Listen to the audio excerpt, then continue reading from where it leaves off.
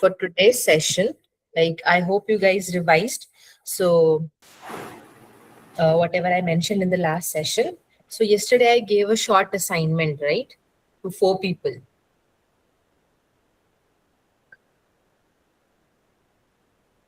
Yes, ma'am. Okay, so I would like our four of them here. Wafa is here. What about Surya? Is Surya there?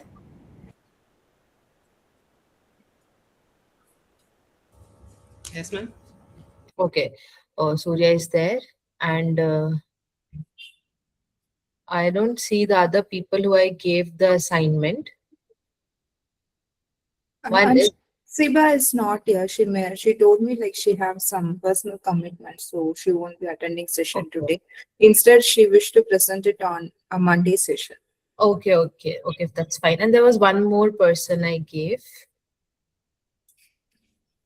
I think it's again from Holy Cross. Um, Do you remember who is that? Ma'am, it's Monica. Monica. Yeah. Okay. So is Monica there? Monica is also not here. Okay. So we have two with us, Surya and Wafa. So we'll start with you, Wafa. Yes, ma'am. Okay. Shall I share my screen, ma'am? Yeah. Yes. Go ahead. Ma'am, but I'm not allowed to share my screen. Bhavani, can you please give the permission for screen sharing? Sure. Yeah. Wafa, please try now. Yes, ma'am.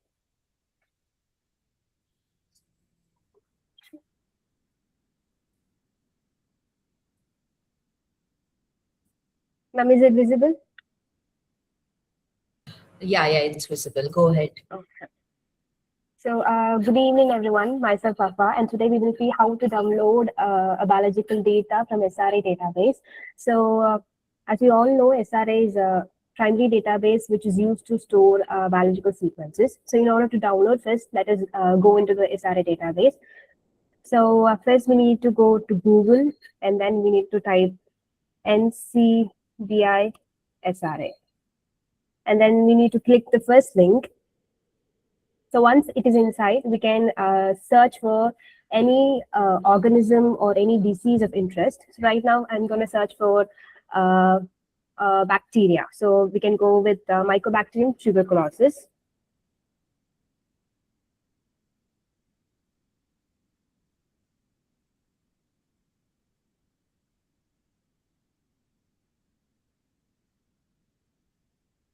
So once we got the sequences, we need to look for the sequence with lower size. So MB indicates that we can download the sequence, and this will download very quickly. Whereas in case of GB, it will take a little more time. So let's go with the MB. So in that case, I will go with this sequence.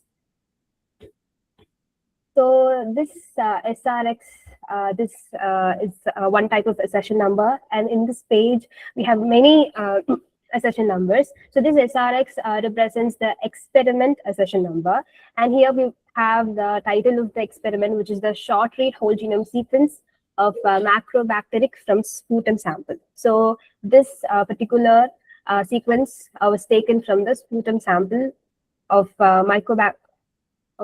sputum sample, and right here we can see which type of sequencing platform was used, and right here they have used Illumina platform, and we can see the size of the sequence, which is 530 M bases, and right here PRJNA describes the project ID. So in case of bioproject ID, we will have 3 prefixes, and one of the prefix is PRJNA, and the other 2 prefixes are PRJEV and PRJDB.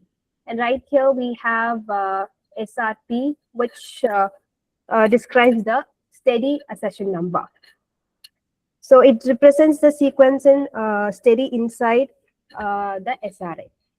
And next we have the biosample accession number. So the biosample accession number has 3 prefixes. One is SAM-N, like right here, and the other one is SAM-EA, and the next one is SAM-D. So this biosample ID, it describes what was sequenced.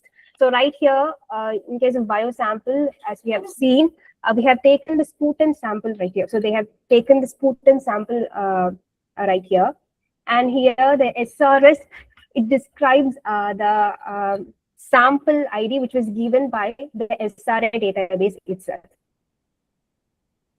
Are the details that we get in case of the experiment. So here we will get the details such as what type of instrument was used, which strategy was used, and what type of DNA we have used. So here they have taken the complementary DNA, and of course the layout here is single. So they have taken the single end. And the last is the run accession number. So right here we will get the actual raw sequence in reads. So in order to download the FASTA or FASTQ file, we need to click this particular run accession number.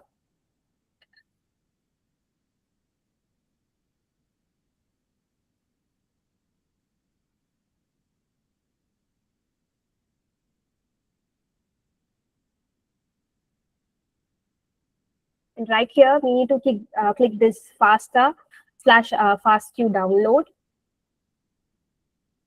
And in this, we can download this FASTQ file by clicking this FASTQ.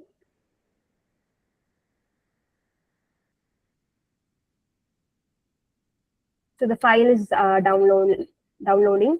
So this is how we will download a FASTQ file from SRA. That's it, ma'am. That was a good presentation, Wafa. Very nicely presented and very clearly stated all the steps. So I hope it is clear now. Whenever you have to take a data, so you will be like confident enough to go to SRA and retrieve it, right? Yes, ma'am. Yeah, that was a very good presentation. Like, okay. Thank you, ma'am. So now okay, that's good. Okay, now we'll move on to Surya. Yes, ma'am.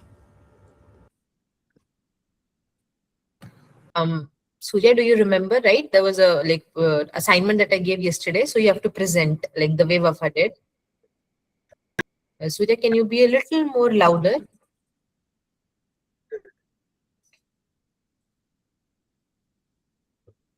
Hello. My voice is audible. It is audible, but it's a little like it's very low. So if you can speak a little louder or come closer to the mic. I'm using headphones, so. Oh, now it is audible. Now whatever you've done, now your voice is audible. Okay. Let's start my presentation. Okay. Yeah, let's start.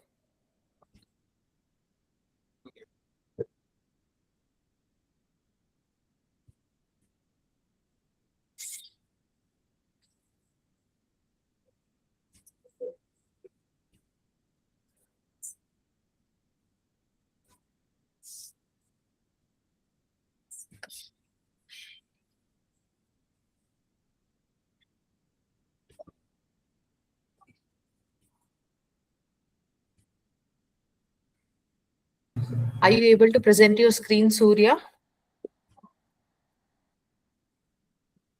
Yes, ma'am. It's loading. My network has some problems. Okay.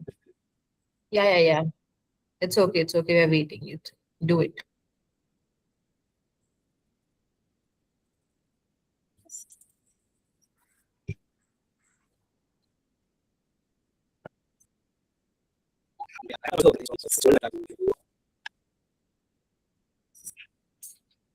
My screen is sharing. Yeah. It has been sharing and it's quite visible. Yeah, we'll start.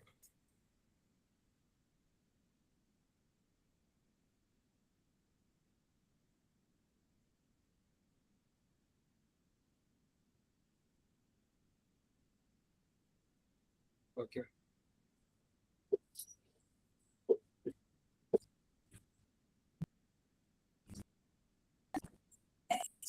Am I screen sharing? Yes, it's been seen. You can continue. Yeah, it's everything is visible. Yeah. Continue. Okay, ma'am. That's why I'm starting in this page. I taken in lung cancer, ma'am. Okay. Sorry, ma'am.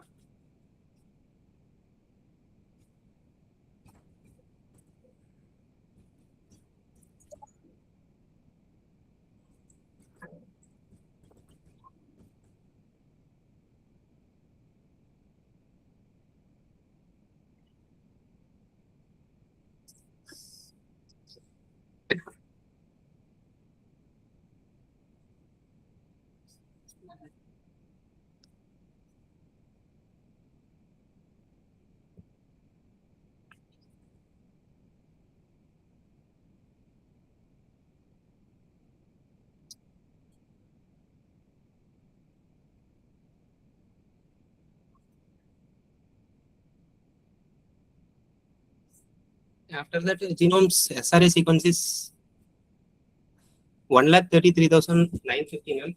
It's below 5 GB bases. We taken that, ma'am.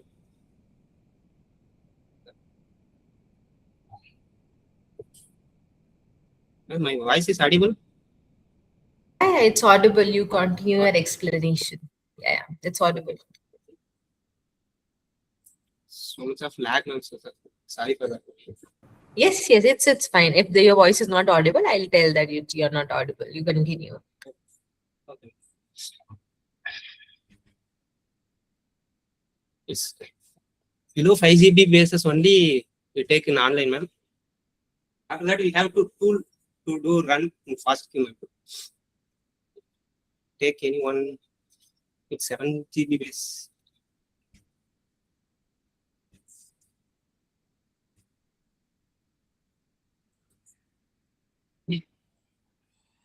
You can take any size of data, that is absolutely fine. Okay. It's just that what your system supports, that is why we are choosing a lower size data. You can even show with the first result also you can demonstrate. It's just because our Okay. computer cannot support, that is why we are using a smaller size data. Okay, ma'am. Okay.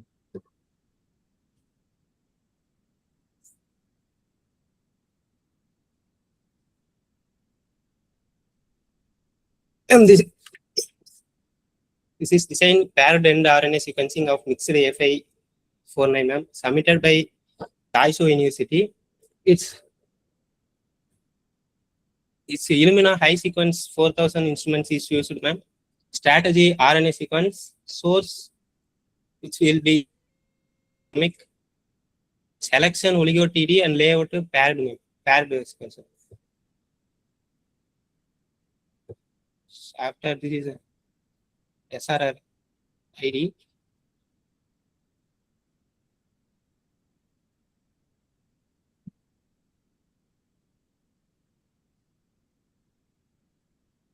After that, we download this fast queue. Yes. And below 5 GB, it's not supporting.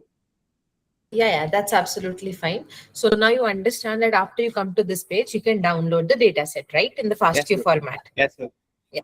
Yes. Okay. So if it supports your system, then you download. Otherwise, you can go for a smaller data size. That's not a problem. That's good.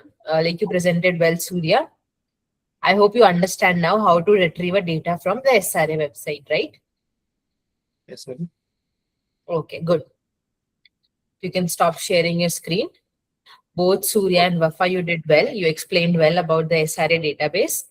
Now to everyone, I hope it is clear how you guys have to retrieve data from To SRA. find information, Monica's joined. Monica has joined. Okay. Next we can go Monica. Monica, can you present your screen and start?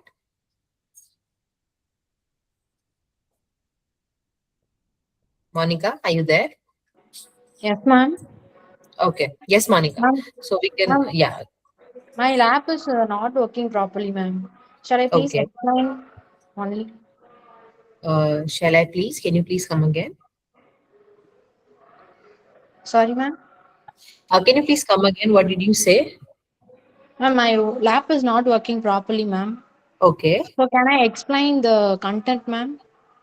Explanation was just to like make you understand how the protocol is working. So maybe you can fix it.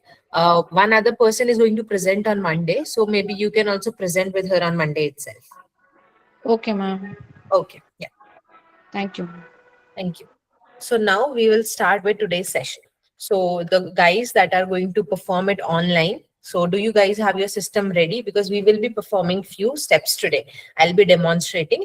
And if you want, you can perform sideways. Otherwise, after the session also, you can perform. So just keep your system in like handy. If you have any doubts while performing, you can ask me simultaneously.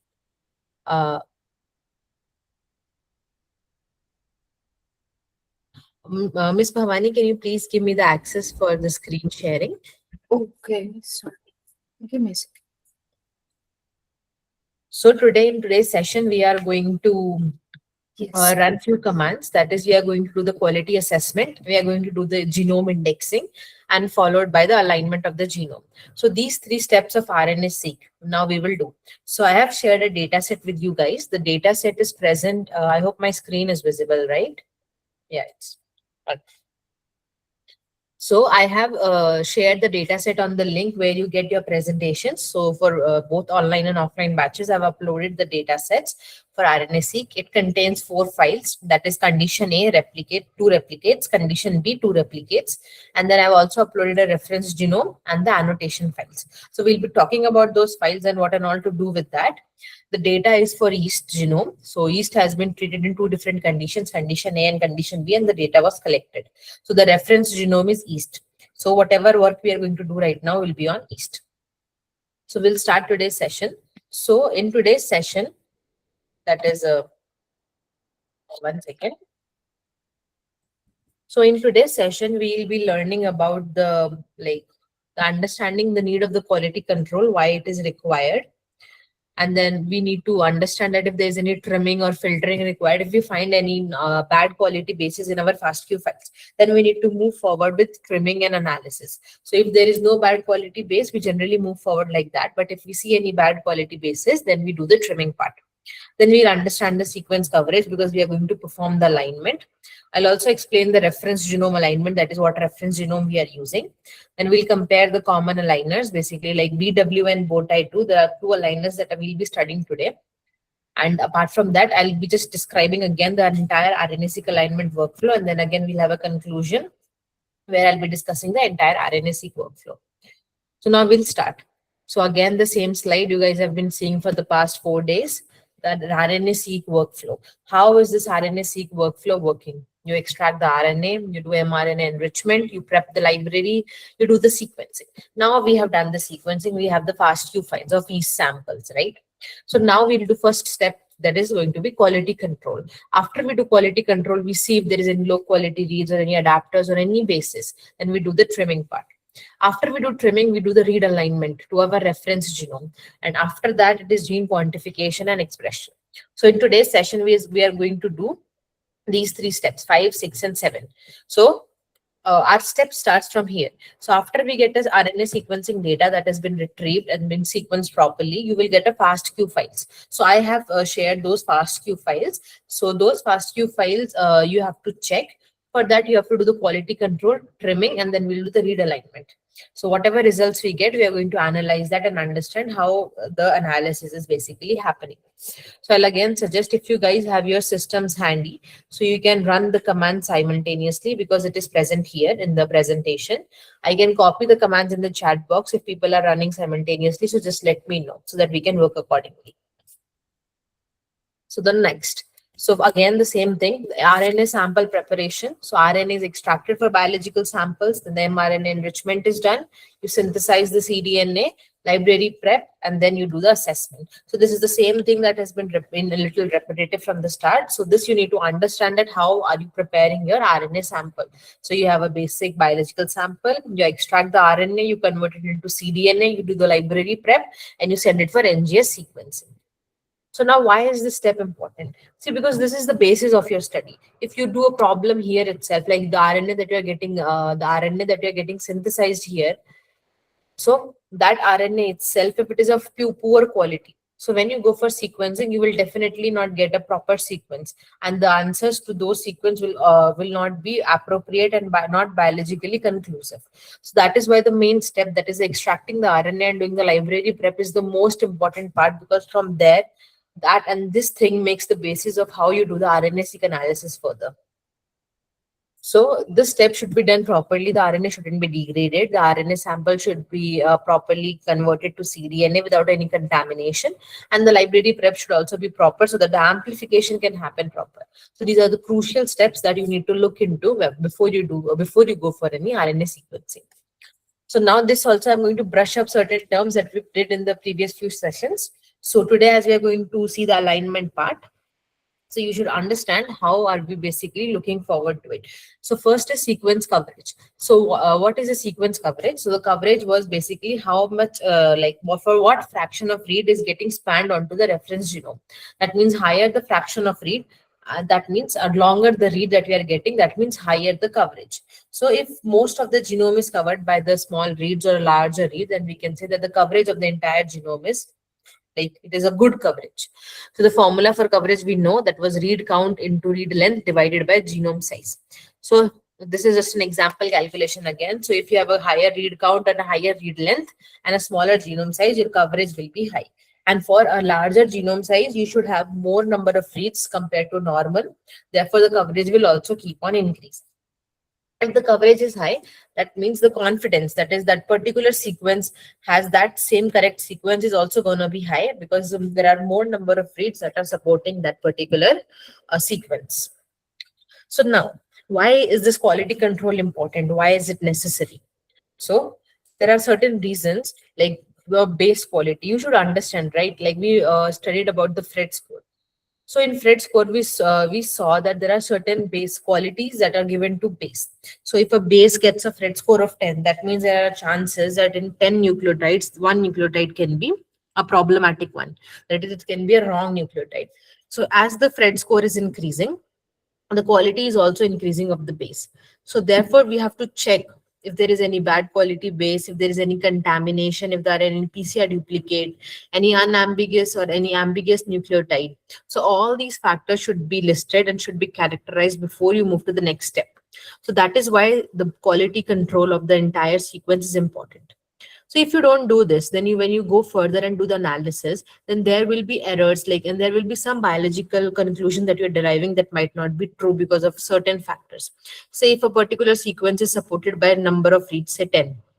But for the other thing, for other gene that is supported by 50 number of reads, out of those 50, 40 are PCR duplicates. But if you consider them with the PCR duplicate, you can understand that, oh, this read is more expressed. So you will say that this gene is more expressed compared to the other gene.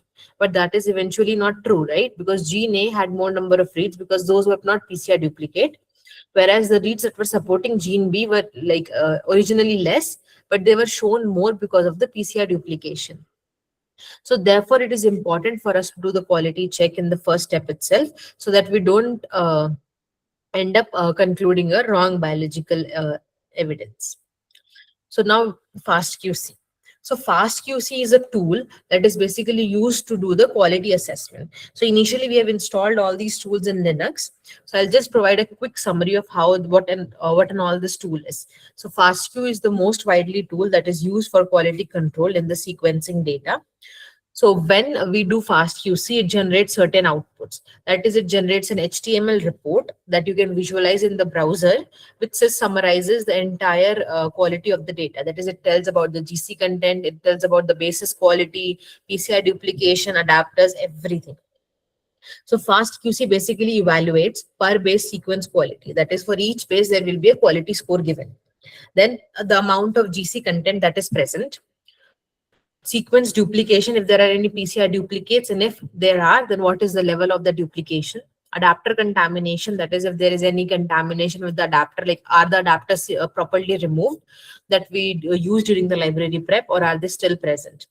Then we can also understand the read length distribution, how much read, like what are the lengths of the read and how much it is covering. Then we can also understand the overrepresented sequences. So all these things we can understand and analyze when we perform a FastQC analysis. So after performing it, you will get a FastQC report file where you can see all of this. So I will demonstrate that as well when you understand, like when you will see and understand that what and all are getting generated. So this is everything in a little more detail. That is the per quality base. So I have already shown you this graph, and you guys have also interpreted it quite well. That this is the quality scores, and the quality scores are decreasing because it is going into the yellow area. Yellow shows that the Phred scores are moderately good. Okay, so all this is just a hypothetical graphs, but we will be seeing it for our sequence that we are going to perform FastQC for. So now per base quality will tell the quality for each base that is present. And what it tells us is that should we drop the base or should we take that entire read? Then is per quality sequence. If there's a tick, that means it is good. If there is an exclamation mark, that means they're saying, okay, it might be good, but it is not very good. It is like a warning. Sorry. And then if there's a cross, that means it fails. That is, there is a contamination or there is some bias. So if it says that per quality sequence with an exclamation mark, so it will show that the distribution of the average quality scores per read. Okay. Now, if there is a this exclamation mark, it indicates that overall the quality of reads is good, but there might be certain reads that have a little lower quality. Similarly, GC content shows that, okay, this is the expected GC content. Sequence length distribution shows that the distribution of read length and they are evenly present, and there is no any unexpectedly long read or any unexpectedly short read. So if there is adapter content with the exclamation mark, then it says that, yeah, there is certain contamination that might be present, that there might be some trimming required. Overrepresented sequence cross. That means it is saying that it has identified overly abundant sequence, example, adapters, RNA, low complexity region, apart from our genome sequence that we wanted. So it has detected all that. So all that overrepresented sequences are present. So this is indicating that there can be certain contamination when we did a library prep. There is a possibility that there was some contamination that happened, and that is why we are getting a high amount of overrepresented sequences.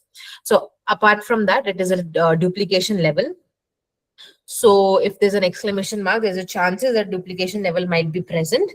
And if there's a high duplication level, then you can check there as well that how much duplication sequences are present. Then we have per base and content. It shows the nucleotide content for like basically for each base. So if there's a high sorry, if there's a high N content, that it is indicating that the base has a low quality. But if it has a lower N content, then it is showing that the base has a higher quality. Here, if it is showing a tick, that means that it is of good quality. So per base, this per base N content, what is this checking when I'm mentioning this N? So it is checking that if there is any unknown nucleotide. If there are any unknown nucleotide, that means that this content will be high, and that will say that the entire sequencing is wrong. But if this content is low, that means there are no unknown nucleotides, and therefore the sequence is correct and good. I hope all these parameters for what FastQC is like we are getting the result. Is it clear?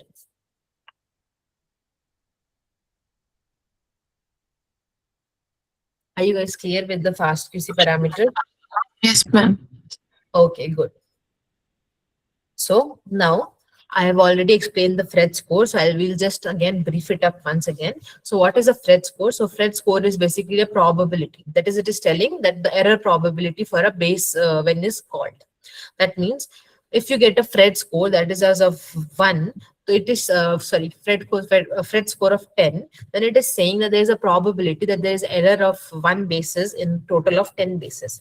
That means the accuracy is 90%. But if you keep on increasing the Phred scores, so say for 40 Phred score, it is showing that out of the 10,000 reads, there is a possibility that there can be error in 1 base. So this means that it is so much high quality now. Before it was 1 in 10, now it is 1 in 10,000. So you can see how the accuracy has been improving. So therefore, this is the quality guideline. That is why we design, or that is why we give each base a quality score. Generally, the quality score above 20 and 30 is acceptable because that is called considered as a good quality score. And if the bases if the quality score is going below 20 and 10, we generally require to trim those things. So this is the color coding of the Phred scale that you can get on the quality analysis graphs. So when it is in the green region till 2030 in the middle, that states that it is a good confidence. As soon as it shifts the color to yellow, that means that, okay, the quality is good, but yeah, we can accept it as well. Like we can remove it as well, but there's a chances that we can take it also, because the chances might not be that much for an error.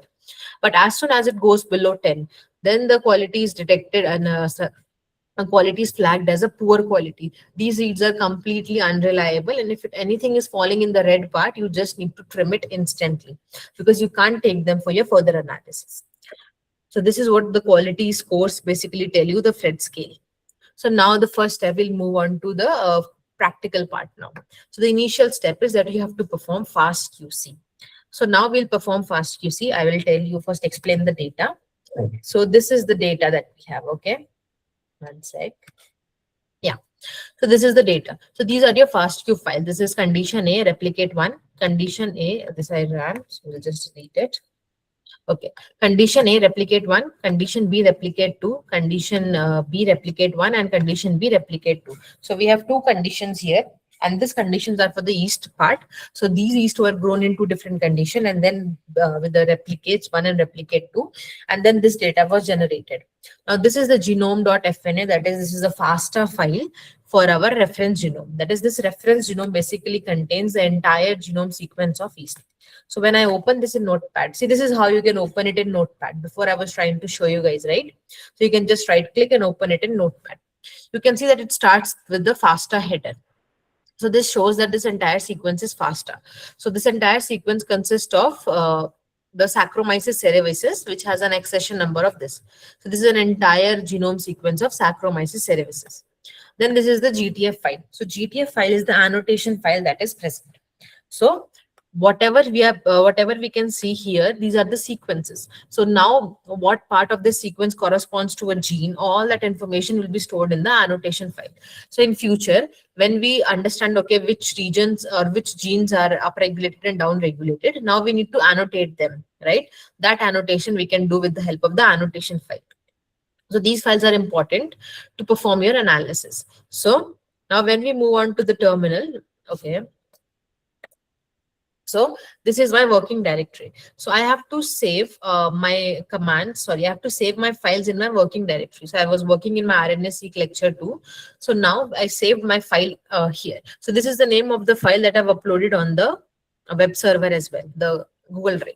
So from there you can access. So you can see that we have the FASTQ files, and we have the FASTA file and the GTF file. So now we will perform the FastQC analysis. As we had already installed the tool FastQC, so you can see when you see the version, it should show something. If it doesn't show anything, that means the tool has not been installed. But here you can see the version, that means the FastQC has been very successfully installed on our system. So now we will perform FastQC for all the replicates, replicate 1, 2, 1, 2 for both the conditions.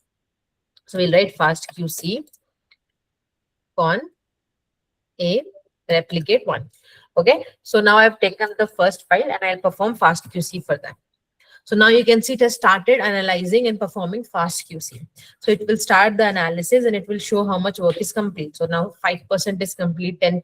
So it will move on until 100% work is complete, and the entire FastQ and quality analysis for the replicate 1 is done. So once it is done, it is going to create two files. One is going to be a zip file, and one is going to be a FastQ. One is going to be an HTML file.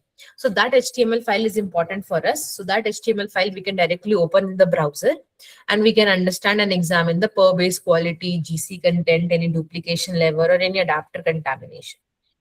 There only we are going to see the per quality base score as well, and it will be presented as a graph. So once this is done, I will show you the outputs that are generated, and then we'll look into it and understand the results that we are also getting. So the similarly, like the way we are doing it for first, that is con A replicate 1, similarly we'll do for other 3 as well. So we will have 4 outputs for 4 FastQ files. Is it clear?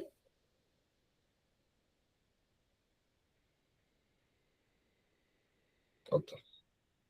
So it is showing analysis is complete. Now I came back to my prompt. So this suggests that my analysis for con A rep 1 FastQ is generated. So now again, when I list my files, you can see initially I had just these 6 files. Now you can see that I have two more files. One is Conne rep1 HTML and one is a zip file.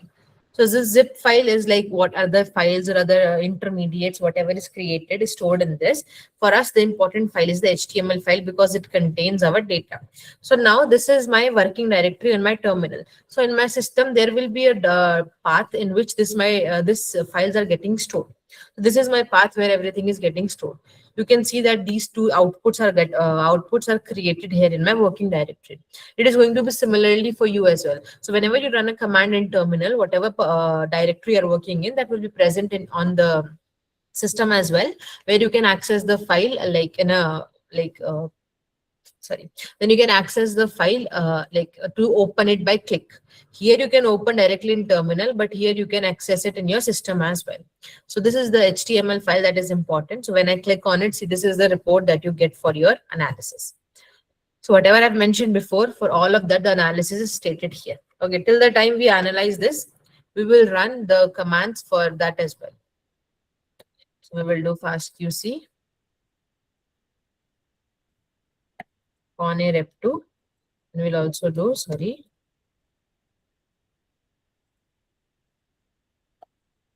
then we'll do for. So all the files will be done. So now it will start performing the fast QC one by one for everyone. That is for Conne, for replicate 1, replicate 2, and for Conne replicate 2. Okay. So it will keep on happening in the sites. In the meantime, we'll go and analyze what we got from the Conne rep1 fast QC file. So here, this is the summary. So this file contains all of this. Okay. So now you have successfully completed the first step of analysis where you have generated the quality report for the fast QC files. So now you can see that the first is the basic statistics. So the name of the file, it is shown here, that is Conne rep1.fastqc that we gave the input. So file type shows the conventional base calls. So now here you can see encoding. This was sequenced by Illumina / Sanger. So both of them is mentioned here. Our data was sequenced by Illumina. Okay.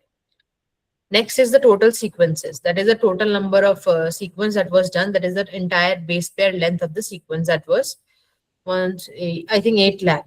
Okay. After that, what are the total base pairs? Then the sequences that are flagged as poor quality, you can see it's 0. That means there was no flag.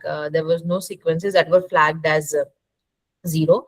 The sequence length is showing that each read that was getting generated here is generally 101 base pair long. That means all the reads are of the same length. That is, whatever reads got generated, there are 101. The total reads that were generated is this 8 lakhs, and all these 8 lakh reads are 101 base pair long. Next is the GC content is 41%. That is they've shown here, and they're saying that there is no read that is flagged as poor quality. I hope you guys are familiar with this because we just did this. So now you can see this line is basically showing the bases. So all the bases that are present, that is whatever 101 base pair length sequence we had, right? So therefore the quality score is from 0 to 101 base pair. So we can see that there are all the sequences, that is all the bases that are present that have a very high quality score, right? They're all present in the green line, and that too above. It is nearly 40 Phred score. That means all the bases that we had in our thing, and they got sequenced in a very good quality. And as there is no bases in the yellow and red portion, and even at the lower bottom green part, we can suggest that the sequencing had a very good quality, and therefore the error rate is less than 0.1%. So these reads, there is no need for trimming them because there is no bad quality base. Did you guys understand the interpretation of this per base quality graph? How I am saying that there is no trimming required because there is no base that is flagged as a poor quality. And see, you can see the columns here, right? The tick shows that it is good to go. Cross shows that the thing that you are trying to see here has failed. Exclamation shows that there is some warning. Okay, so now we'll move on to the next. Now this is a per tile sequence quality plot. Generally, the most important plots that we see here is for only we got 2 thumbs up. How about Holy Cross, guys? Have you understood this part? Anybody from Holy Cross? Yes, ma'am. Okay. Varsha? Yes, ma'am. Yes, I'm expecting thumbs up from all. So please be active. Yeah. Thank you, Anshu. Let's resume. Okay. Yeah, okay. So the main graphs that are important for our analysis is first is this basic statistics, then the per base quality, and then we generally see the GC content, and then we go for the sequence duplication level. Okay, adapter content is also not there. Whereas this is the sequence duplication level. So these are the important factors that we generally look for into our data. So, but I'm going to explain all of this, but you understand, right? What concepts you have to put more focus to. So now the per tile sequence quality, this basically what is telling you, basically you can see these tiles, right? This, I don't know if it is very clear. You can see, right? When I zoom in, you can see these are very lightly present. And then there are some, those are a little darkly present. So these are a tile. So what is this tile? This tile is the flow cell. As this flow cell is divided into many imaging regions, that is why it is called as tiles. So the FastQ is checking whether some tiles produce lower quality reads or a higher quality reads. Okay, so what this is telling is that this has been failed. So there are a few tiles that are likely to generate reads with quality lower than average. Okay, so that is why it is saying that this particular thing is failing here. But I don't think like that is, this is just an additional measurement that you are doing to check the quality, but this directly doesn't connect to your basis. So we generally you can understand this in a very brief manner where you're just understanding that each tile represents a thing. Like each tile is producing the lower quality read or a higher quality read. So that is what you see in this. As you cannot see much clearly, that means it is saying that there might be some imaging issue as well, like this graph might not be generated properly. There can be some uneven clustering or the instrumentation problem. So like if we have to ask you a question, that is it serious when they're saying that per tile quality is like not good? It is not generally considered as a very serious analysis for the quality, because if overall read quality passes, that is, this is the overall read quality that you have to check. If this passes and the alignment is good, then you are good to go with your RNA-seq data, and then you can analyze. Therefore, we generally don't pay much attention to this particular part. Okay. Now, next is per sequence quality scores. So per sequence quality score is again checked because each score was given a very good quality. Here it generally shows that average quality of the score for each and the entire read. So what is the average quality of the score here? It was shown as, for all the reads, it was shown around 36. That is all the reads that we had almost 8 lakh reads, right? For 8 lakh reads, if we calculate an average quality score that was given, that came up to 36. That is very good, right? For 8 lakh reads, you are getting an average score of 36. That is above the threshold. So that means the data was sequenced in a very good, the data was sequenced very good. The library prep was done very efficiently and no contamination was there. So now next was per base sequence content. So what this per base sequence content measures is the percentage of A, T, G, and C at each position. So you can see, right, each color is denoting a particular base. So green is percentage of A, percentage of C, blue, red is percentage of T, and yellow is percentage of C. So why does this RNA-seq for this particular factor is failing? Because RNA-seq libraries are not like random genomic fragments. Okay, they are like expression fragments. That is, all those fragments that are getting generated from the genomic DNA. Those fragments are here. Like it is not just randomly fragmentation is happening. This is some proper gene that is transcribing into a mRNA. That mRNA has been taken for this analysis. Therefore, like this bias is shown a little because it is not like what random or genomic fragments is generated. So for RNA-seq, this failure is very common and is generally not concerning at all, because RNA-seq data, they generally fail this test because of the highly expressed transcripts, because they contribute more reads than lowly expressed transcripts. So because of the transcription that is happening, and the level of transcription. So there might be some reads that have higher transcription, some lower. So some will be more in number. Therefore, there is not proper balance across the fragments. That is why this particular per base sequence content is failing for our analysis. So these two analysis is not very considerate for our RNA-seq analysis, and if it is not coming proper, that is fine, because this is not much considered, because we know that the fragments are not coming like our genomic DNA. It is a little different because they are getting transcribed and they are getting assessed based on the level of transcription they show. Now then we have per sequence GC content. So this basically measures the distribution of the GC percentage across the reads. So here they're showing a warning, because here the observed GC content was a little different when compared to the theoretical distribution. So the observed GC content was a little higher as compared to the normal GC content. So therefore, therefore, when the GC content is different for the theoretical and for the observed, that is why it is showing a warning. But you can see that there is not much difference, like it is not a very huge difference. That is why it is just showing warning, and we can move forward with it. So here the GC content is somewhere coming around 41% for overall. Therefore, it's only giving a warning. So you can see these peaks. These peaks are aligning, you can see here, but there's a slight shift, like a little. You can say that if it is a 43, or one will be at 41, other will be at 43, there's a slight difference. That is why we are showing a warning here. Now next is per base N content. N was if there is any unknown nucleotide present. You can see that there is nothing. It is everywhere. You can see this line. It is everywhere. It's 0. You can see nothing in the center of the graph. That means that at any position in the entire read, there was no nucleotide that was identified as unknown. So all the 8 lakh sequencing reads that we had, all of them were sequenced properly, and there was no unknown nucleotide.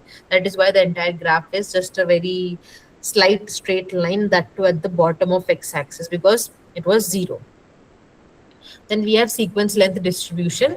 This is a very uniform plot. You can see that is the maximum distribution was observed at 101 length.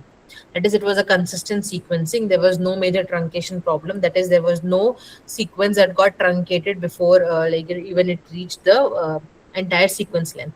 So this shows that it has a very good sequencing length distribution. Therefore, this is also put as tick. Now next is sequence duplication level. So now here, what is duplication that I am talking about? So it is showing, right, percentage of sequence remaining if deduplicated.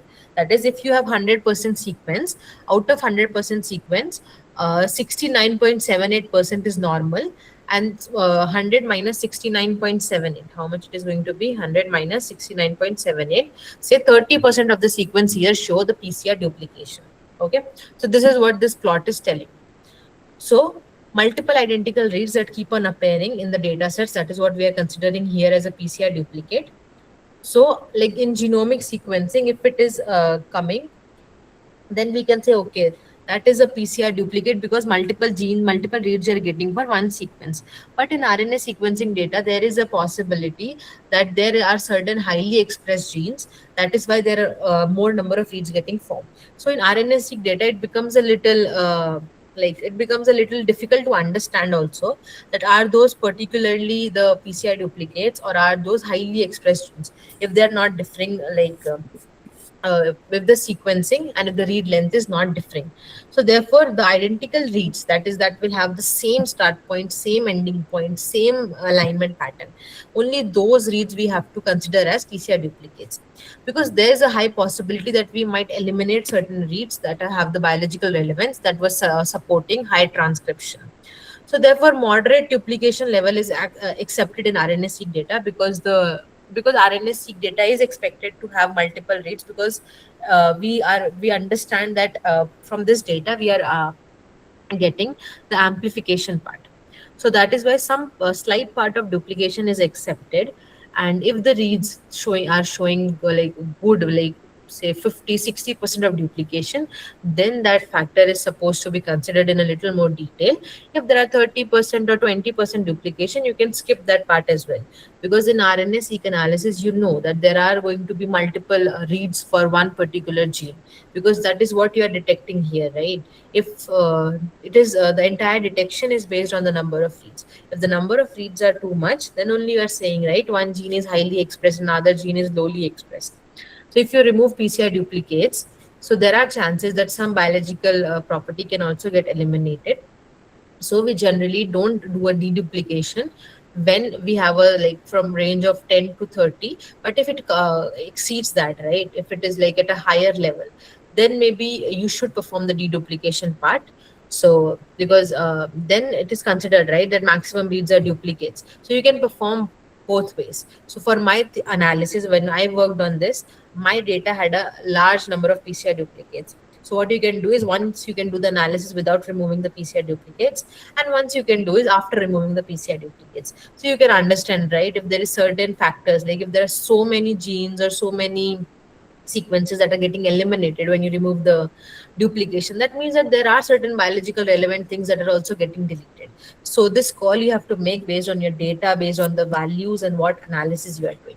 So here it is a very, like here it is not that much. Here 69% is normal sequences, so therefore we might retain here our sequences and will not remove the PCR duplicates. There is no overrepresented sequences, there is no contamination. And similarly for adapter content also, you can see for all the read length, for the entire read length span, there is no adapter present. Okay, these are the adapters that we generally use in Illumina. So none of them are present. As you can see, the entire plot is empty. Is the entire FastQC report analysis clear, guys?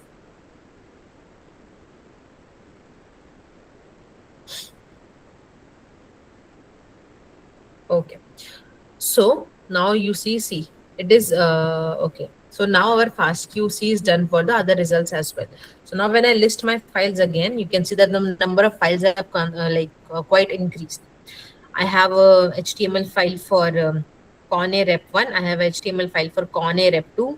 I have an HTML file for ConB Rep1 and then for ConB Rep2. So for all the 4 FastQC files, I have done my FastQC analysis. So when you go and check the folder, you can see that there are FastQC files present, right? So when we open for Rep2, you can see here also the GC content is a little 41. Here also it's coming out to be same. Here the bases are different. Here the total sequences are different. Initially it was 8 lakhs. Here it is 9 lakhs. Here you can also see the base quality score is quite good. So we will not do the trimming here itself. So for on condition B also, you can see that the quality is good. You can see there one base that is dropping in quality a little, right? But this is also still coming in a green zone. So we shouldn't, there's no need for us to delete it as well. Similarly for B, we saw a good quality score and everything is proper. Okay. So see, you can see for here the per tile is, it is showing an error, right? For here it is showing like, okay, then there's a warning. Here it is showing for per tile, there is a warning again. And for here also it is showing warning.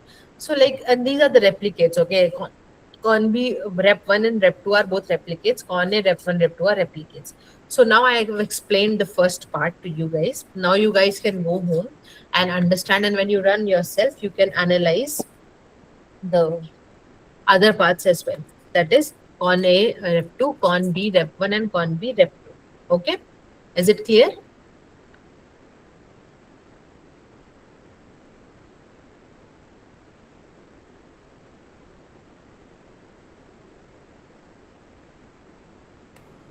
Okay. So this was the first step of analysis. Is it clear how to do the FastQC analysis?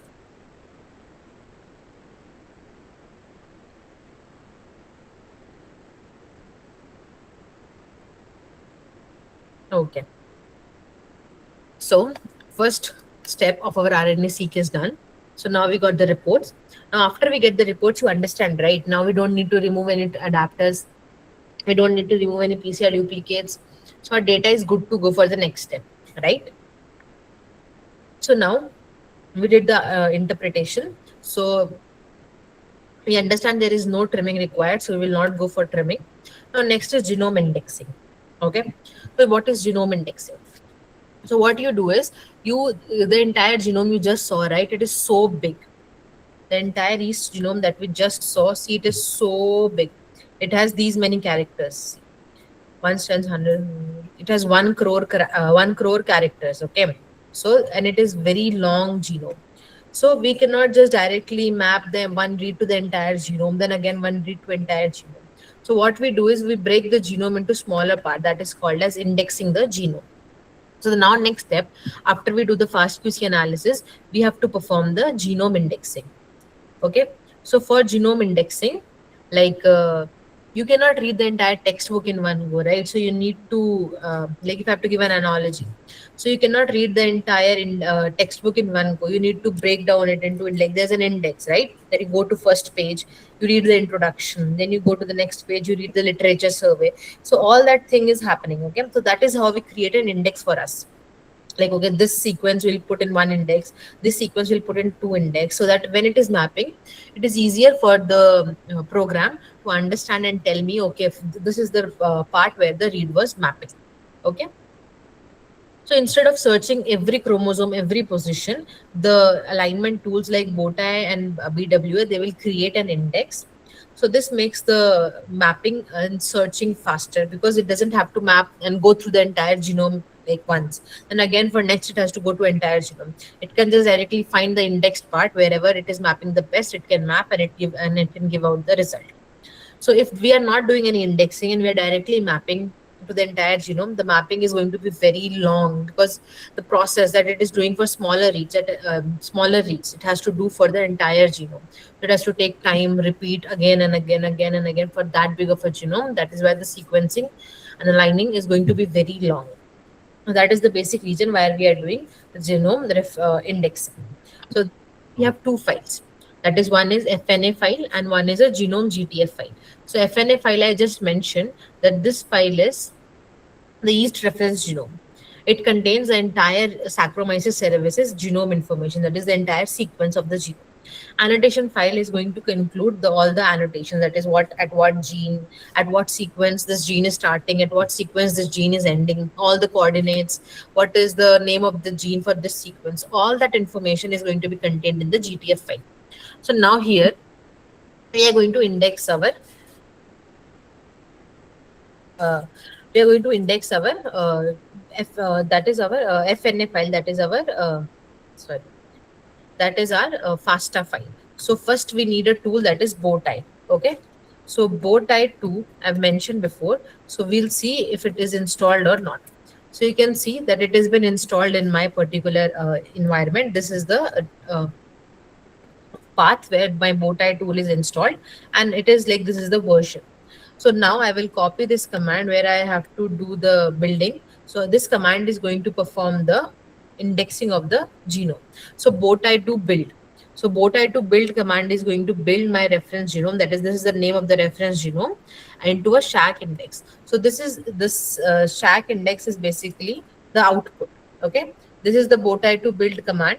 This is the name of the file which we want to index, and I'm just saying that my output file, or my indexing file that I get as an output, should be named as SAC index. So it will do the indexing, and it will create an output index file as SAC index. SAC is just a short form for Saccharomyces.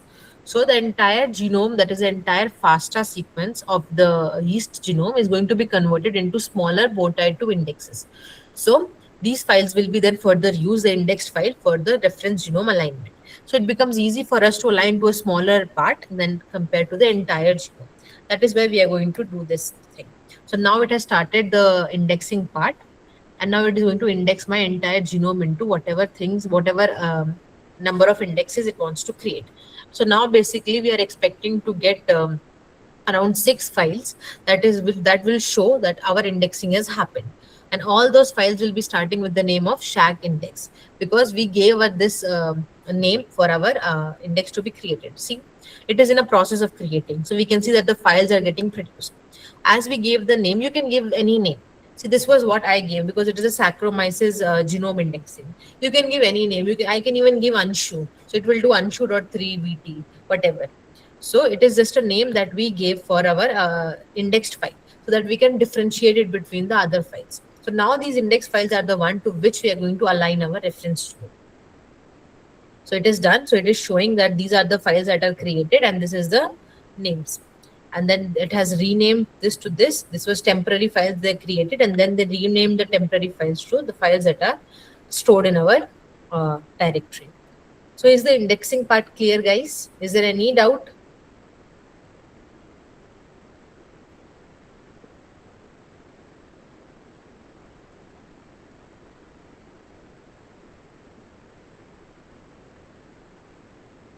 And sure, I need to clarify one thing here.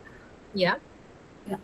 For this sequence which you have shared, trimming is not required. So you haven't used trimming.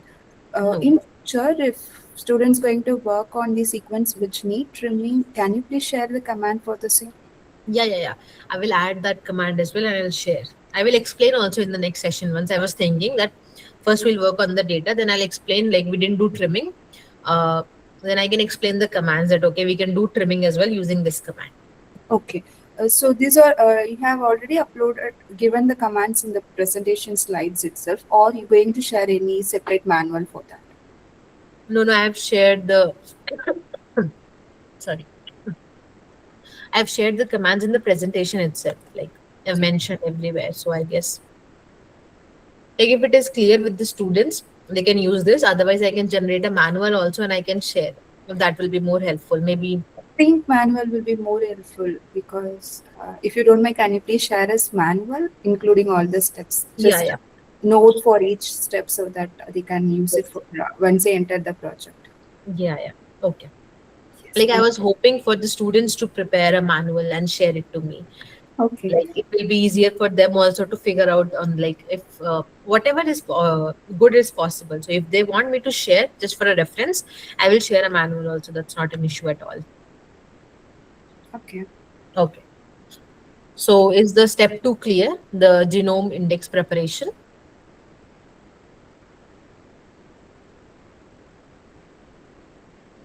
Okay, good. So now we will move to the next step. So after you do the genome indexing, then okay, this trimming and all part we have already studied that these are the tools that you are used for trimming. So I will tell you how to use fastp command for trimming. So if it is required, you guys can perform it. But if it is not required, then you just skip this thing. For our data right now, we are going to skip this particular command. I'll mention the fastp command in the log file when I give it to you guys. So now why are we trimming reads? We saw that there was no adapter sequence, there was no contaminated sequence, there was no quality base. That is why we are moving and skipping the trimming part. If we would have seen any of this in our data, that means that we would have to use the trimming command and then trim the particular sequence. So how do you understand that from where to trim? So when you see this file, right? See here you can see the bases. The bottom x-axis is showing the base pair sequence, base pair position. So in one read, if you see that okay, there's a peak here. That means there at between the base 30-31, you can see there's an adapter sequence that is present. So therefore you need to remove that. So now you got the coordinates as well, right? So you need to trim between 30 to 31 to remove that adapter sequence. So that is how you understand the coordinate from where you need to trim a particular sequence. So after you trim a particular sequence, then you perform the alignment. So now we understood that the alignment part, first we'll index the genome. After indexing, we are going to create the index genome. Now the entire genome is broken down into smaller parts so that we can directly map our reads onto it and it becomes a little faster process. Instead, if we map the reads to the entire genome, it is going to be pretty slow because the read has again, the system or the program has to go again and again with the entire genome to map onto the that particular genome.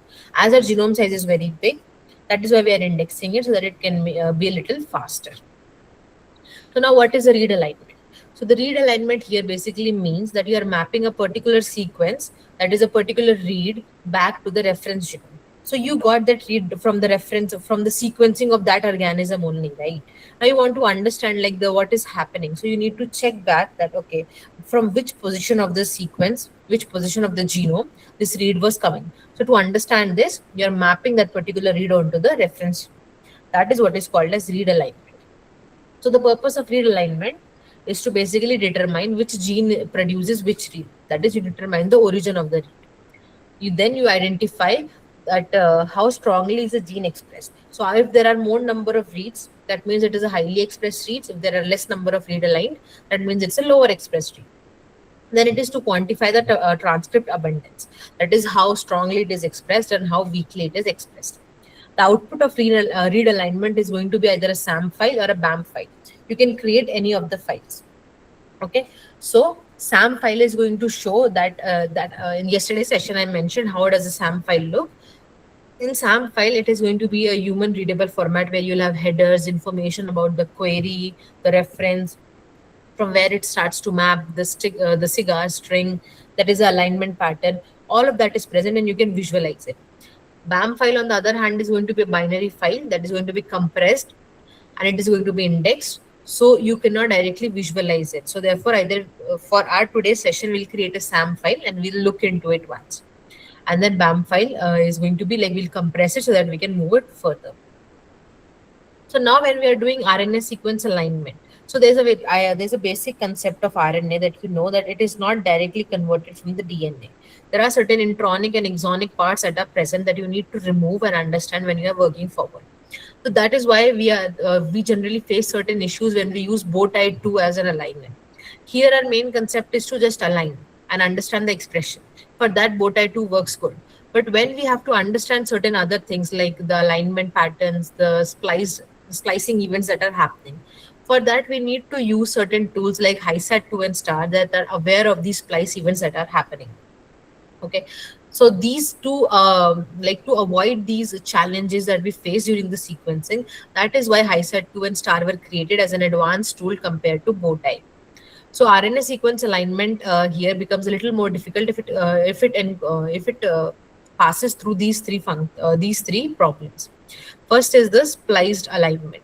That is mRNA that lacks intron, but the reference genome will include it, right? So the reads may span only exon-exon junction, and this can lead to a certain split mapping or any, like, as it will not directly map to the reference genome. So therefore aligners must do split reads across the genome gaps. That is, if your genome is, this is the genome, okay, these three blocks are genome, this is exon, this is exon, this is intron, this is the genome. Now your read only contains two exons, that is this exon and this exon. So your read, if it sits on this, then it cannot sit here, right? Because it's an intronic part, it should sit here. So this is the tool, this is a function of a tool. So what it will do, it will split this particular gene into two. It will map one here and map one here, and it will tell us that, okay, in the center there is a large intron that is present. So this will search like the splice junctions, it will find the intron regions, and it will also like tell. So this is what problems we face during when we use bow tie 2, when we have to understand the intronic and the exonic region. So this thing is removed when we use STAR and HiSat, because they're aware of this, they can do the splitting. But bow tie 2 will just directly map it onto the reference genome. It will not look for those exon-exon or exon-intron junctions. Then pseudogenes. So pseudogenes are also the ones that resemble the genes. So there might be some incorrect mapping happening. So we might think that that read is coming from this pseudogene, but this pseudogene does not produce any read in real world. But this might show some mapping that can be incorrect. So we should also consider about pseudogenes when we are doing. So these three are the ones, those cause problem when we do RNA-seq alignment. And these three things should be taken care, and therefore more and more advanced tools are being developed so that these problems that we face in RNA-seq alignment is generally taken care of. So for our analysis, we are going to use bow tie 2. Bow tie 2 is a standard and a very common tool that is used. So now you can see that bow tie 2, basically I'm aligning my reference genome to the index.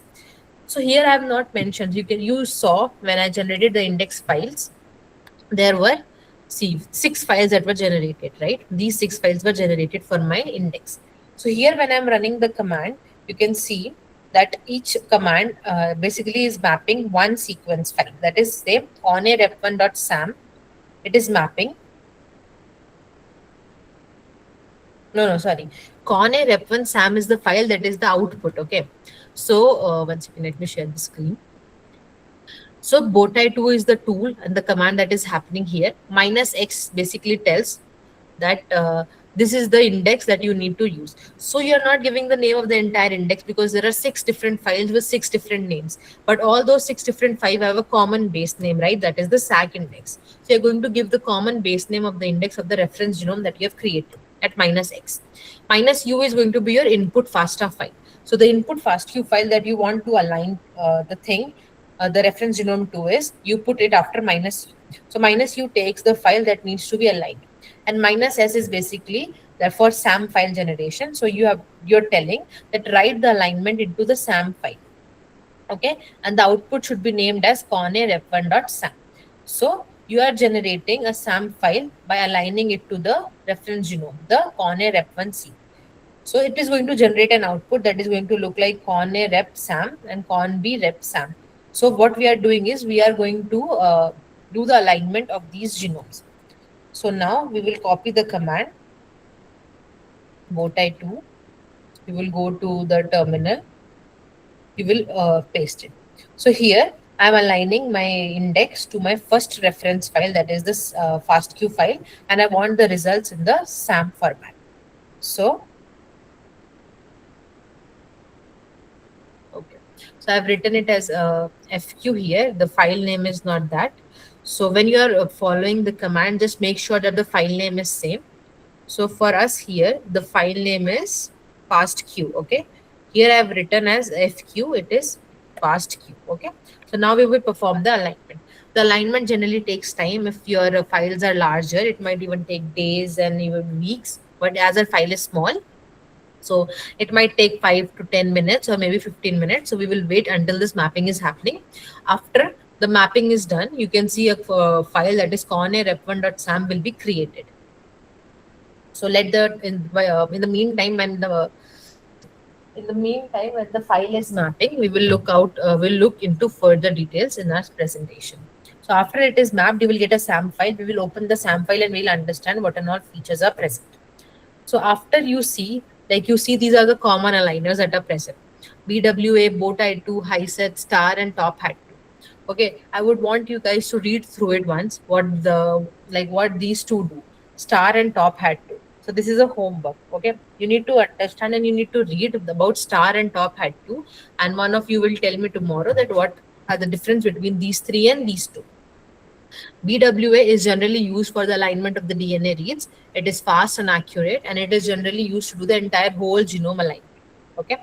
Similarly, bowtie is also an alignment tool that also does a very high alignment. It is good for larger data sets. We generally use bowtie2 for the RNA data that is present. You can use and perform it on DNA as well, but we generally use it for indexing and mapping to the RNA data. So now here HiSet2, star, and all of this, these are the RNA-seq data alignments.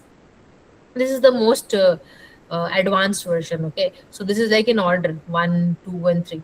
So HiSet2 was the first one. So HiSet2, star, top hat, they all work differently. They have a more as they're moving forward, the efficiency is increasing, but the concept remains same. That is, it is going to use the splice events. That is, all the three tools basically understand that there are certain splicing events that are happening in RNA, and all the three of them are aware of those splice events, and that is how they do the mapping.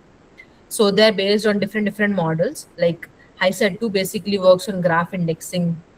Star detects the splice junctions accurately, and top hat 2 is built on bowtie. So it is a more advanced version of bowtie. So bowtie is a simpler version. So we are just trying to understand bowtie here, as we have a smaller data also, and our data is not very complex. So we'll go with bowtie. But when you are doing work on a clinical data or clinical something like say you have a data from a clinical patient or something you want to understand from a cancer and a treated patient, then you can move to HiSet and star for alignment. Maybe top hat 2 will be the best option to choose, as it is the most advanced version. So these tools keep on getting more and more advanced. So we understand the basic part, and then we can just shift and adapt to the more advanced version. So now difference, bowtie2 and bowtie BWA. So both BWA and bowtie2 work on different alignment and different algorithms. So this is BWA suitable for DNA alignment. So the algorithm that are included in the BWA is the BWA backtrack, BWA-SW, BWA MEM. So this is majorly done for DNA. That is why we are not going much in detail about BWA. But these are the algorithms that the BWA uses. That is, these are the three different algorithms that I've mentioned here. For bowtie2 is an ultra-fast aligner, and it is memory efficient. These are the properties that make it better than the BWA. It can support the gapped alignment, local alignment, and the paired end alignment. As it is supporting the gapped alignment, that is, you can see that, okay, when we have two exons simultaneously in the read, but in the genome, we have exon, intron, exon. So here we need a gapped alignment. So bowtie2 is capable of doing a gapped alignment. That is why we are doing this. Even though it is not aware of splice events, but it has the possibility and a and a feature of gapped alignment. That is why we are using Bowtie2 as the basic tool. So based on this gap alignment based on this gap alignment feature, that further tools are built on Bowtie2, and those gap alignment features are basically termed as the splice aware events when we go on to the further advanced tools. That is how our Bowtie2 is going to map onto our genome. So now you have the raw RNA-seq file. The alignment happens. You did the FASTQ. Now the alignment is happening. To your reference genome, all these reads will be aligned using Bowtie2. After this, a SAM file will be created in a SAM format that will show you how the mapping has happened, how the reads look, and all of that. After that, a BAM file, you can convert the SAM file into a BAM file and a compressed version. And then this BAM file we can visualize onto IGV as well by uploading our data. This BAM file we can use further for the downstream analysis part as well. So today's class, we have completed the Bowtie building of the index. Then we have also mapped and aligned the reads. And now we have generated the SAM files. Now what we will do is we will convert these SAM files into the BAM files in the next session when we will be performing the further analysis of the BAM file. So in today's session, I mentioned about the FASTQ files, SAM files, and BAM files. You guys know we will be converting it into BAM file tomorrow. So today you will understand, you understood, right, how the FASTQ files calculate the scores and how the results look. And then how are you generating the SAM files? We will just check what is the status of our analysis. See, you can see the FASTQC mapping is done, and the reads have mapped. And in the mapping, you can see that a conne-rep1.sam is created. So as this is a visualization file, we'll directly open it in a notepad, and we can see and visualize like what data it is showing. So it's a little larger file, so it will take some time to open because it's an alignment file, and it is, you can see it's a very high size file. So here it is. So you can see the headers, HD, and the sequence dictionary. But I mentioned these are the two main headers.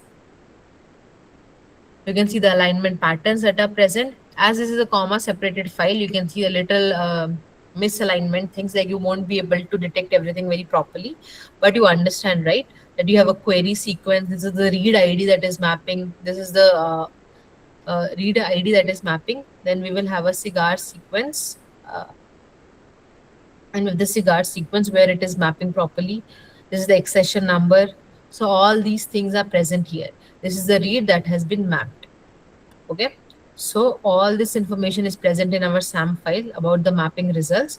So we have understood that mapping has happened and at what percentage it is happening.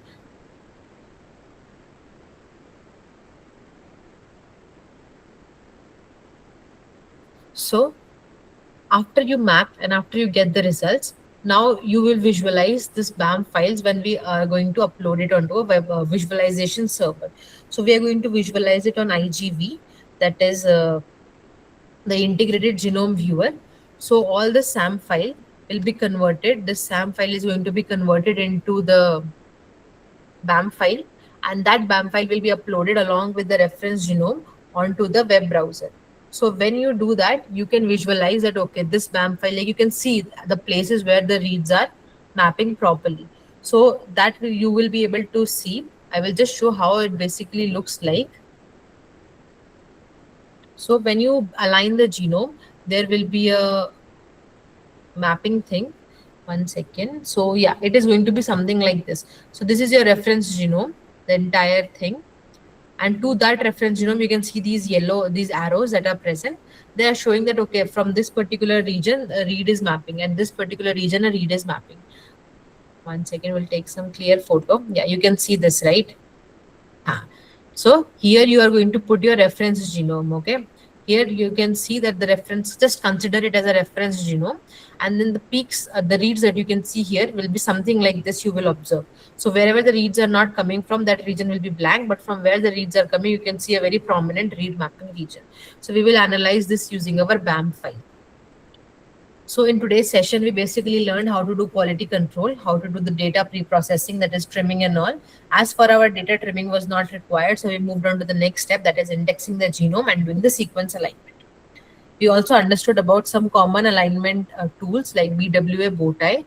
and you guys need to learn a little more about star and top hat too and tell me tomorrow, so that we can, like, I can also get assured that you guys have understood it well. So this is it for today's session. So once again, I would like to just explain a little about the SAM file so that you guys are clear what is happening here. Okay. So this is the entire information about the sequencing reads. I will go slowly so that you understand what basically is happening here. Okay. In the start, you can see these headers, right? So these headers, as I mentioned in the last sessions also, these are common, and this is going to be how our file is always going to look. Whatever SAM file you create, it will always start with a HD header, followed by a sequence dictionary header. So SQ is basically telling about the sequence dictionary. This SN is telling the chromosome name. Okay, so this is the chromosome name, and LN is telling the length of the chromosome. Are you guys able to understand? Are you guys with me? Okay, good. So now what this sequence dictionary is telling, that this chromosome number, that is the chromosome number NC1133.9, it is showing a length of a base pair, that is the length of the chromosome for this particular is 230, that is 2,30,218 base pairs. So it is showing that this particular chromosome has a length of these many base pairs. So this is what information we are getting from the upper section. Now similarly, when we move on to the bottom part, this is the @PG part. So here it is telling, it is giving me an ID, that is bowtie 2. Bowtie 2 has been used. PN is also bowtie 2, and VN stands for version. So ID stands for program ID. PN stands for the name of the program. That is ID, we are using bowtie 2, so it is put bowtie. Then the program name also it has put bowtie, and this is telling the version of the bowtie that we are using.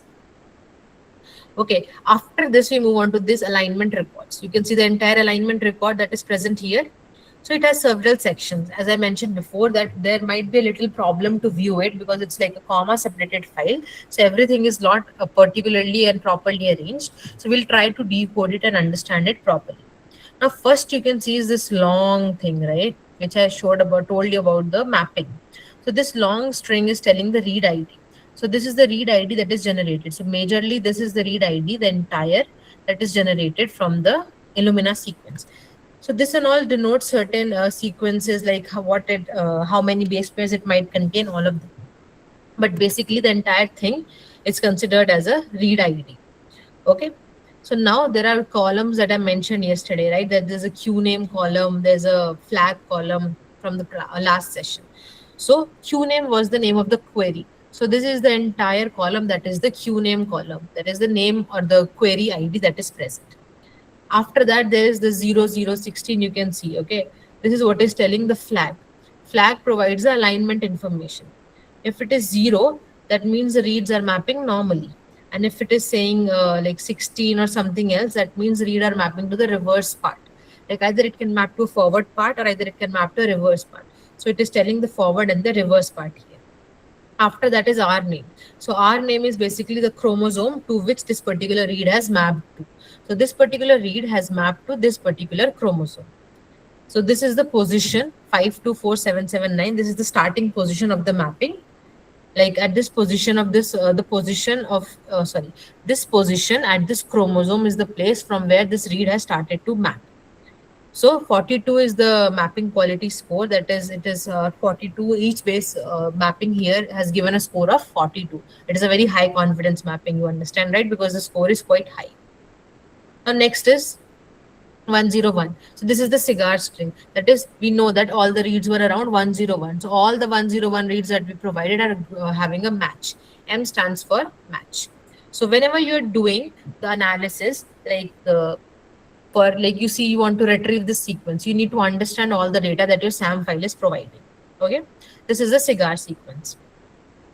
So like M stands for match. If somewhere it is S, I will show you here. So no, it is also match. It is showing that 67 base pairs are matched, and then there are 3. Those are showing as I, right? 1 second. Yeah, 3 are showing as I. Front it is showing 67 matched, back it is showing 31 matched, and in between it is showing 3I. So 3I means that there are 3 base pairs that are inserted. Okay. So this is like, you can understand, right? It's like an exon or an intron region. So when you were trying to map it to the reference genome, the initial 67 mapped, the later 31 mapped, but there was in middle 3 bases that couldn't map. So you can understand that it came like the read came as introns. An exon was the part that you found in the genome. Therefore, you're saying that the three bases were inserted because those didn't map to the reference genome. So this is how you analyze the cigar string. So if anywhere, this is I. If anywhere there is an S, S means soft clip. That is, that mapping is there for that soft clip regions, mapping is not happening. Okay. So I hope the cigar string is clear. Then this entire thing is the sequence that I already mentioned. This entire thing tells the sequence. Sorry, the above part, this entire thing tells the sequence. And the bottom, this FFFF is telling the quality score. Okay. So the F codes for quality score 37. This is, I told you when I taught you the FastQC file format, that is each alphabet is representing a quality score. So here F represents the quality score of 37. So that means it's a very high quality read that is getting mapped. So these are some tags that you can understand as well towards the end part. These tags are not like, we don't pay much attention to them, but these are like the alignment statistics that you're getting here. So ASI is the alignment score, XM is the mismatch count and mismatch score. So here you can see that alignment score is here, mismatch score is here, and NM, yeah, here. So NM stands for distances. So this is generally an information. If you require, you go into it much more detail, but this is just an alignment statistics scores that are present here. So the major concept that needs to be understood here is the cigar, that is the alignment pattern. How is the alignment happening? The positions, if you need to retrieve it from the reference genome, and the chromosome number on which the read is particularly mapping. So this and all information is contained in the SAM files. Is it clear what and all information is contained in the SAM file, guys?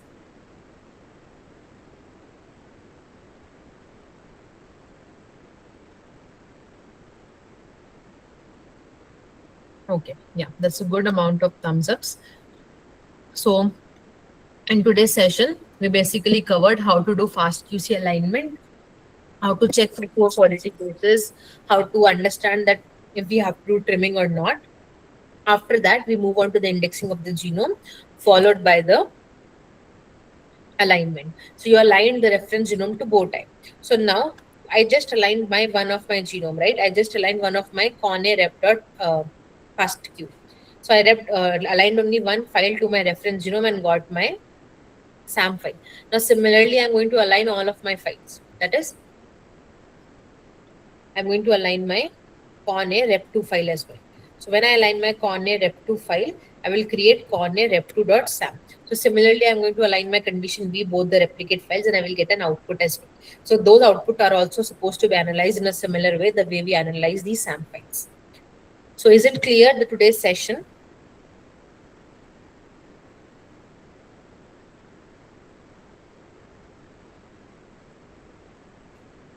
Okay. So this was the start. Now what I would like you guys is, first of all, to read about the star and the top hat 2 once, and tomorrow come up with an answer, and then do all this question or run all these 3 commands. Run all the 3 commands, and I need you guys to make a log file. So this is a sample log file that I'm going to show you. So I will suggest you guys to keep on doing this simultaneously. I will share a entire list of all the commands, but this is how I want you to make a log file. Okay, so when you are doing this, you have an experiment, you write a name. After that, you write a small principle about the RNA-seq workflow, how it is happening, a very short, and then you start the procedure. So here, first we did was, initially we did the quality control, right? So we did the quality control for all the 4 samples and we performed it. You need to write a comment for all the commands so that everybody can understand, okay, for what you are running this particular command. The results that you get, you have to put the images of all the results, and you have to mention a small interpretation as well, which you can interpret from these results that you have generated. After that, see, you can move on to the second step where we are doing the reference alignment and the genome preparation. So if you want, you can put the SAM files output and make people understand, like write a small interpretation that how are you interpreting the SAM outputs. So this is how your file should look like. Like you should have the results, you should have the commands, along with a little explanation. So as you have done 3 commands today, so I would like you guys to generate, create a log file for your purpose. At the end, you might need to submit it once so that I can understand that you guys were working alongside. So keep a record. And yeah, today we ran 3 commands, that is FastQC, alignment, and indexing. So we did an initial part, right? Now, from now on, we are going to work in RStudio. Now, whatever files or SAM files that we have generated, first we are going to convert them into BAM, and then we are going to move to R, where we are going to do all the analysis, that is the count table, differential expression, all of that. So is it clear, guys? Do you guys have any doubt from today's session?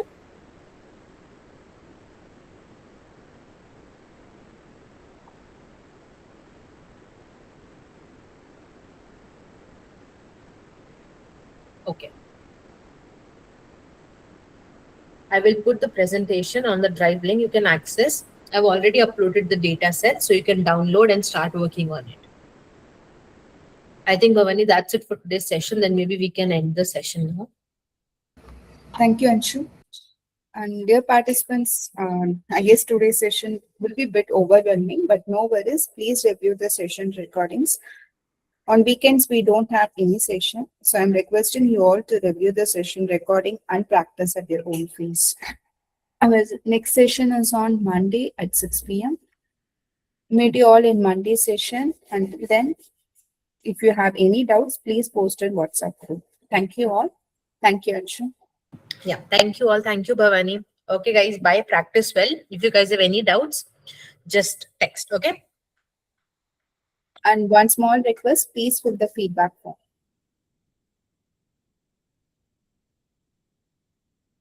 Thank you, ma'am.